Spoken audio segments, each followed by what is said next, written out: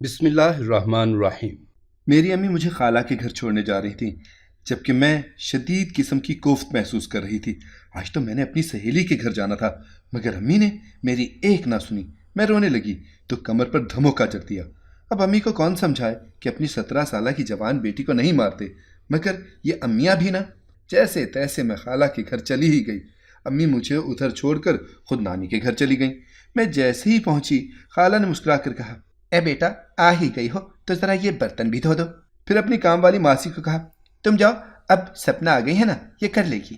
میں نے دل میں جل کر سوچا، سپنا نہیں، مفت کی ملازمہ آ گئی ہے۔ کام والی چلی گئی تو میں برتن دھونے بیٹھ گئی۔ خالہ خود نہانے چلی گئیں۔ نہا کر انہوں نے نفیس سا لباس پہنا، ہلکا پھلکا میک اپ کیا اور مہرانیوں کی طرح اپنے کمرے میں جا کر صوفے پر بیٹھ گئیں۔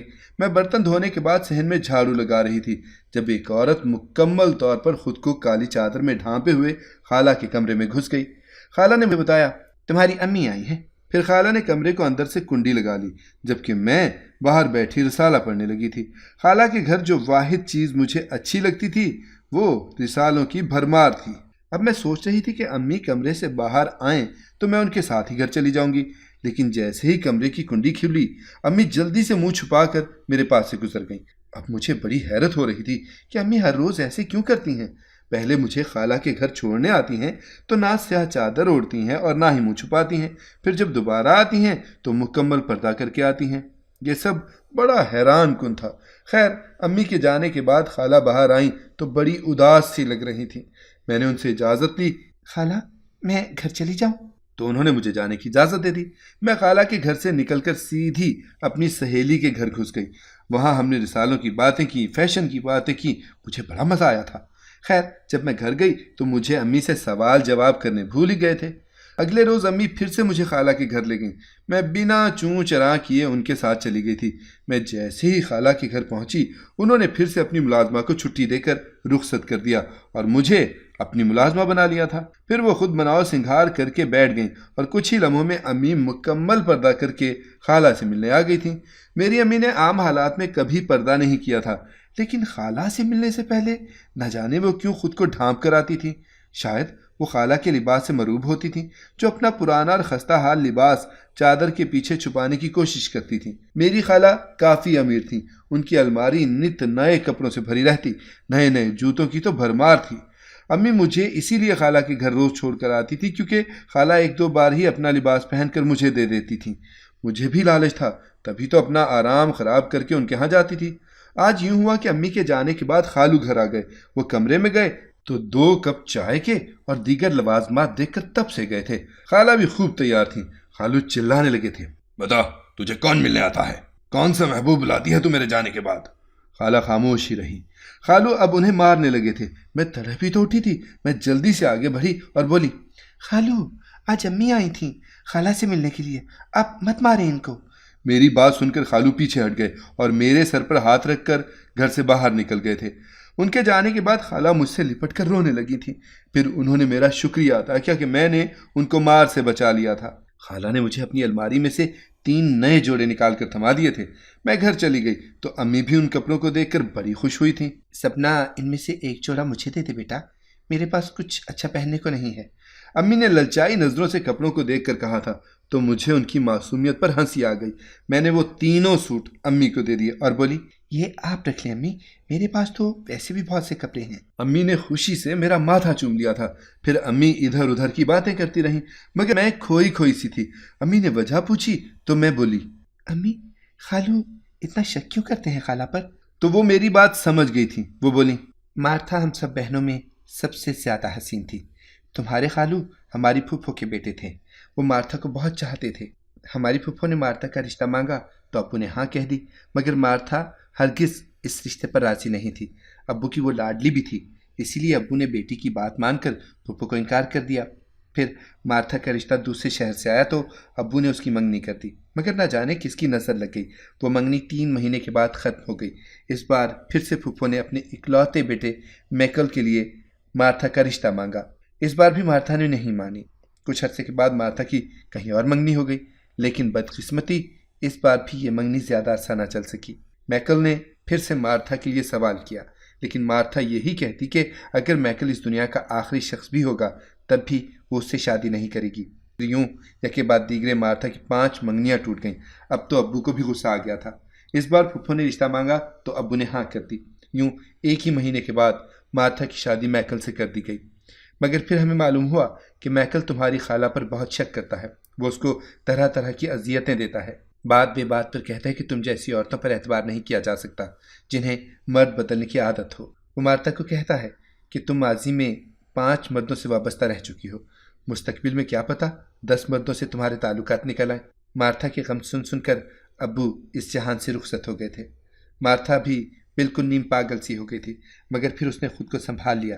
نہ جانے مگر کیسے وہ پھر سے جی اٹھی تھی۔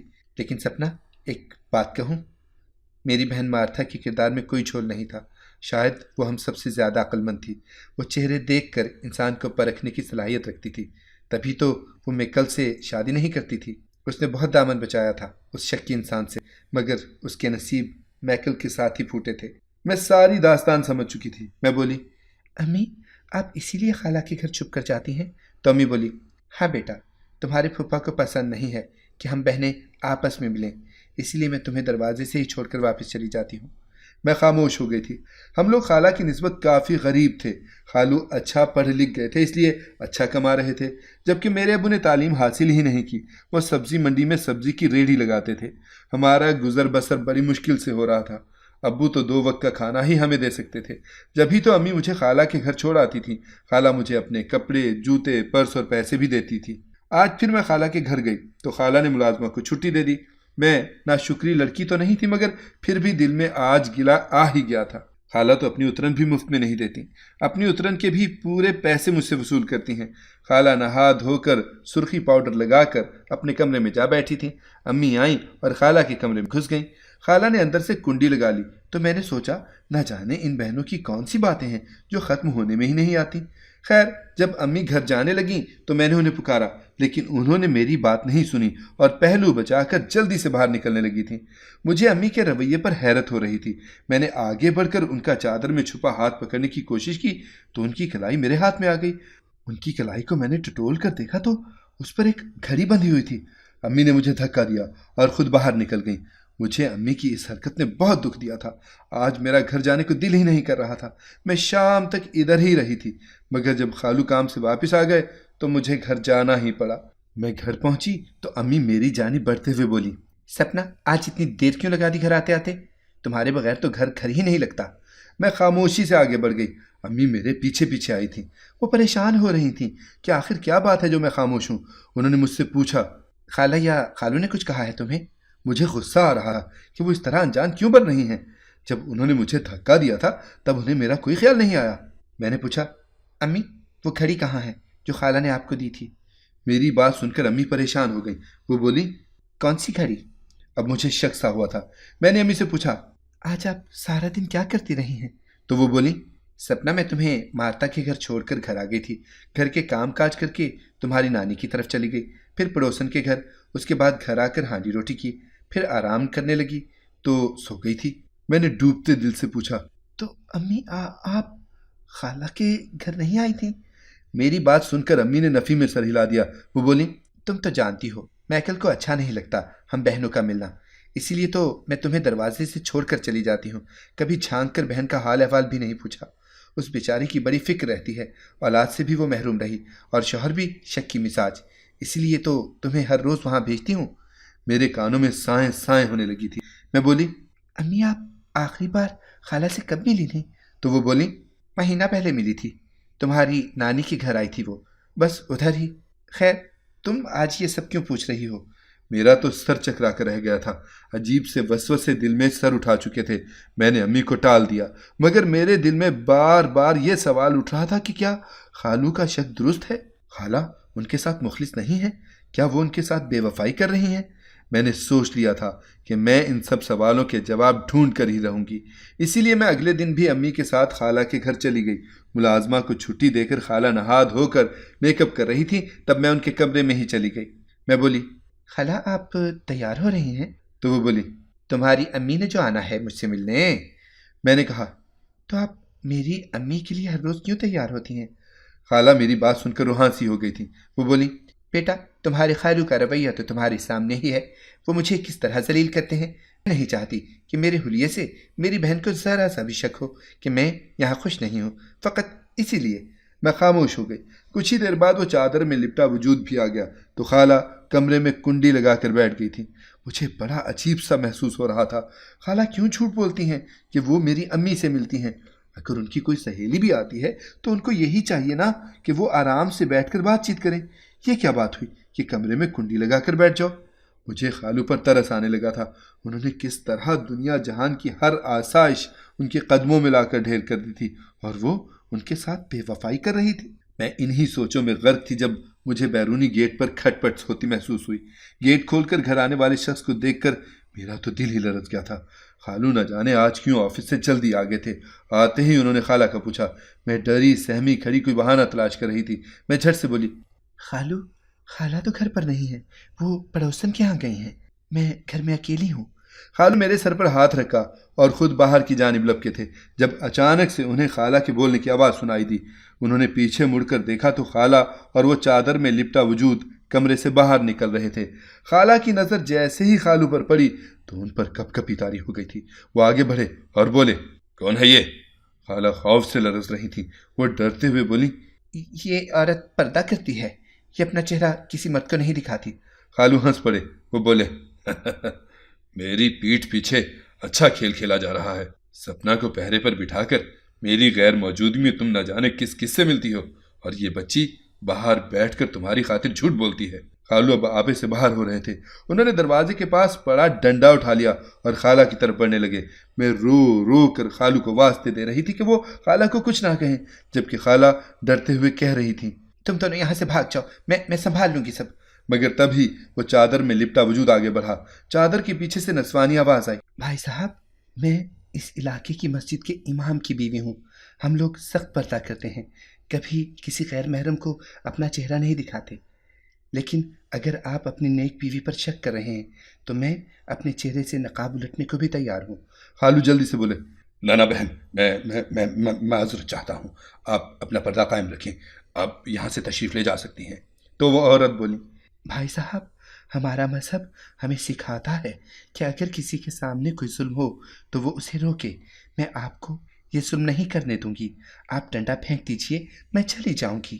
خالو نے ڈنڈا پھینک دیا تو وہ خاتون وہاں سے چلی گئیں۔ خالو بڑی عجیب نظروں سے خالہ کو دیکھ رہے تھے۔ میں آگے بڑھی اور بولی، خالہ اگر آپ اسی عورت سے ملتی تھی تو آپ نے اس قدر رازداری کیوں برتی؟ آپ نے مجھ سے ہمیشہ جھوٹ کیوں بولا کہ آپ سے میری امی ملنے آتی ہیں؟ خالہ رو پڑی تھی۔ خالو بھی پاس ہی کھڑے تھے۔ وہ بولی، بیٹا مجھے زندگی کا فلسفہ سمجھ میں آ گیا ہے، زندگی ایک غافل انسان کے خواب سے بڑھ کر کچھ بھی نہیں ہے، ہم اپنی غفلتوں میں پڑے ہوئے ہیں، ایک دن موت کا فرشتہ آ کر ہمیں اس نیند سے جگا دے گا، پھر یہ جاگنا بڑا کربناک ہوگا۔ شادی سے پہلے مجھے تمہارے خالو پسند نہیں تھے، اس کی سب سے بڑی وجہ یہ تھی کہ یہ بہت پڑھے لکھے تھے جبکہ میں صرف 5ویں پاس تھی۔ مجھے لگتا تھا کہ تمہارے خالو مجھ پر اپنی اعلیٰ تعلیم کا رعب ڈالیں گے، اسی وجہ سے میں ان سے شادی کرنے سے کتراتی تھی۔ پھر میری 5 منگنیاں بھی ٹوٹ گئیں تو انہیں مجھ پر شک ہو گیا۔ وہ شک شادی کے 20 سال بعد بھی ختم نہیں ہوا، اولاد بھی نہیں ہوئی۔ بس میرا جی چاہتا تھا کہ میں خودکشی کر لوں۔ میں خودکشی کرنے کے لیے سامان لینے جا رہی تھی۔ اس دن جمعے کا دن تھا۔ مولوی صاحب اپنے خطبے میں خودکشی کرنے والے کے متعلق بتا رہے تھے کہ اس کو کس عذاب سے گزرنا پڑے گا۔ میرے دل کو عجیب سا احساس ہوا۔ میں سیدھی مولوی صاحب کے گھر چلی گئی اور ان کی بیوی سے ملی۔ ان کا اخلاق دیکھ کر ہماری دوستی ہو گئی۔ وہ میرے ہر غم میں میرے پاس آتی، میرے دکھوں پر مرہم رکھتی۔ بیٹا میں جب بھی پریشان ہوتی تھی نا تو وہ مجھے کہتی کہ تم آنکھیں بند کر کے وہ کلام سنو جو میں پڑھنے لگی ہوں۔ وہ عربی میں تلاوت کر کے اردو میں اس کا ترجمہ بھی سناتی تھیں۔ مجھے مسلمانوں کی اس کتاب سے انس ہونے لگا تھا۔ وہ کتاب بتاتی تھی کہ اللہ اپنے بندے سے بڑی محبت کرتا ہے۔ میں ان کی باتوں سے متاثر ہوتی رہی۔ ایک دن میں نے ان سے کہا کہ وہ مجھے کلمہ پڑھا کر مسلمان کر دیں۔ میں نے کلمہ پڑھا اور میں مسلمان ہو گئی۔ میرا اسلامی نام زینب ہے۔ خالہ جب یہ باتیں بتا رہی تھی تو ان کے انداز سے جو خوشی پھوٹ رہی تھی مجھے دیکھ کر بڑی خوشی ہو رہی تھی۔ خالہ بات بتاتے بتاتے کبھی ہنسنے لگتی تو کبھی رونے۔ انہوں نے بتایا کہ مولوی صاحب کی بیگم اور میری خوب گہری دوستی ہو چکی ہے۔ वो हर रोज़ मुझको कुरान पाक की तालीम देने आती थी और नमाज सिखाती थी। इसी वजह से कमरे को कुंडी लगा लेती थी और मुलाजमा को छुट्टी देकर रुखसत कर देती थी ताकि किसी को पता न चल जाए कि अंदर क्या हो रहा है। खाला कह रही थी, जब से मैं मुसलमान हुई हूँ ना, मेरे कल्ब को नहायत सुकून सा रहता है। खालू सारी बात सुनकर तैश में आ गए। तुम तो बरादरी में मेरी नाक कटवा दोगी, मगर मैं ऐसा नहीं होने दूंगा। इतना कहकर खालू मेरी खाला को खींचते हुए कमरे में ले गए थे और मुझे भी घर से निकाल दिया था। मैं बड़ी परेशान सी हुई थी। घर जाकर भी खाला के मुतालिक सोच सोच कर रोती रही कि पता नहीं खालू ने क्या सलूक किया होगा उनके साथ। अम्मी ने मेरी उदासी की वजह पूछी तो मैं टाल गई। मैं उनको सच बताकर परेशान नहीं करना चाहती थी। अगले दिन अम्मी मुझे खाला के घर छोड़ने गई तो खालू ने मुझे दरवाजे से ही वापस भेज दिया था। मैंने इस बार भी अम्मी को टाल दिया, मगर मैं अपनी परेशानी को ना टाल सकी। अगले दिन जब अम्मी मुझे छोड़ने गईं तो एक बार फिर से मुझे खालू ने घर वापस जाने को कहा, मगर इस बार मैं उनकी मिन्नत समाजत करने लगी कि खालू मुझे प्लीज़ खाला से मिलने दें। खालू ने मेरी बात मान ली और मुझे घर जाने की इजाज़त दे दी। खाला एक कमरे में बंद थी। खिड़की की आहनी सलाखों से वो मुझे ही देख रही थी। मैं भाग कर उनके पास गई और उनसे हाल अहवाल पूछा तो वो मुस्कुरा दी और बोली, रातें अल्लाह की इबादत में कट रही हैं और दिन रोजे में। ऐसा सुरूर तो जिंदगी का पहले कभी आया ही नहीं था। खालू हंस दिए और बोले, 2 दिन से भूखी प्यासी है, आई बड़ी रोजेदार। जब तक ये इस्लाम को छोड़ नहीं देगी भूखी रहेगी, चाहे फिर ये मर ही क्यों ना जाए। मैंने खाला को देखा तो बड़ी पुरजोश सी लगी थी और बोली, अल्लाह अकबर, मुझे शहादत नसीब हो जाए तो इससे बढ़कर मुझ गुनाहगार के लिए और क्या होगा। मैं शाम गए घर लौटी तो खालू को अपने जहन से एक लम्हे के लिए भी ओझल ना कर सकी थी। ये कैसे मुमकिन हो सकता है कि इंसान इतनी तकलीफ में हो और फिर भी पुरमसरत हो। ऐसी क्या चीज़ है जो उन्हें इतनी खुशी दे रही है। अगले दिन फिर से अम्मी मुझे वहां छोड़कर खुद नानी के घर चली गई थी। आज खालू बहुत गुस्से में थे। वो कह रहे थे, तुम्हारी खबाज आने वाली नहीं है, आज मैं इसका जामे शहादत पिला कर ही रहूंगा। उन्होंने मेरी आंखों के सामने उस कमरे के इर्द गिर्द पेट्रोल छिड़क दिया जिसमें खाला को कैद किया गया था। मैं खौफ से कांप रही थी। मैंने खालू के पैर पकड़ लिए, उनकी मिन्नत समाजत करने लगी कि मेरी खाला की जान बख्श दें, मगर उन पर तो जुनून सवार था। उन्होंने माचिस की तीली जलाई और पेट्रोल पर फेंक दी। आग तेजी से फैलने लगी थी। आग देखकर खाला अल्लाह अकबर की सदाएं बुलंद करने लगी थी। मैं चीखती रही। आग ने जोर पकड़ा था। खाला का कमरा जलने लगा। तभी यकायक न जाने कहाँ से बादल आए और कहाँ से आंधी। कड़ी धूप में बारिश का इम्कान भी न था, मगर बारिश इस कदर जोर में थी जैसे बादलों को जलाल आ गया हो। 2 मिनट में ही कमरे की आग बुझ गई और 5 मिनट में बारिश थम गई। धूप फिर से निकल आई। यह मंजर देखकर मैंने दिल में अल्लाह अकबर की सदा लगा दी। कमरे का दरवाजा तो जल चुका था। मैंने थोड़ा सा ही धक्का दिया तो वो नीचे गिर गया। मैं भाग कर खाला के गले लगी थी। हम दोनों एक दूसरे से मिलकर ज़ारो कतार रो रही थी। खालू भी शुश्तर से खड़े थे। वो बोले, ज़ैनब, तेरा अल्लाह सच्चा है। फिर खाला ने खालू से अपने पिछले रवैये की माफ़ी मांग ली थी। वो बोले, ज़ैनब, मैं 1 महीने के लिए ये घर छोड़कर जा रहा हूँ। मैं इस्लाम की तालीम हासिल करूँगा। अब मैं इस घर में कलमा पढ़कर ही दाखिल होऊंगा। खालू के जाने के बाद मैंने खाला को गले लगाकर मुबारकबाद दी थी। अब जब भी मौलवी साहब की बेगम साहिबा खाला को तालीम देने आती हैं तो मैं उनके पास जाकर बैठ जाती हूँ। इस्लाम मज़हब मुझे भी बहुत अच्छा लगने लगा है। मैं कलमा पढ़ चुकी हूँ अल्हम्दुलिल्लाह, मगर अभी तक अम्मा अब्बा मेरी इस हकीकत से ना आशना है। मगर मुझे अपने रब पर भरोसा है, वो मेरी ज़रूर मदद करेगा और मैं एक दिन अपने वालिदैन को सीधे रास्ते पर ला सकूंगी। लेकिन अभी मैं आहिस्ता आहिस्ता अपने वालिदैन को भी मुसलमान करने के लिए कोशा हूँ। मेरी आपसे गुजारिश है कि आप दुआ करें कि मैं अपने वालिदैन को भी मुसलमान करने में कामयाब हो सकूं। आमीन या रब्बुल आलमीन। अगर आपको हमारी कहानी पसंद आई है तो इसे लाइक करें, शेयर करें और हमारे चैनल को सब्सक्राइब करें। अगली कहानी तक के लिए इजाज़त दीजिए। अल्लाह हाफिज़।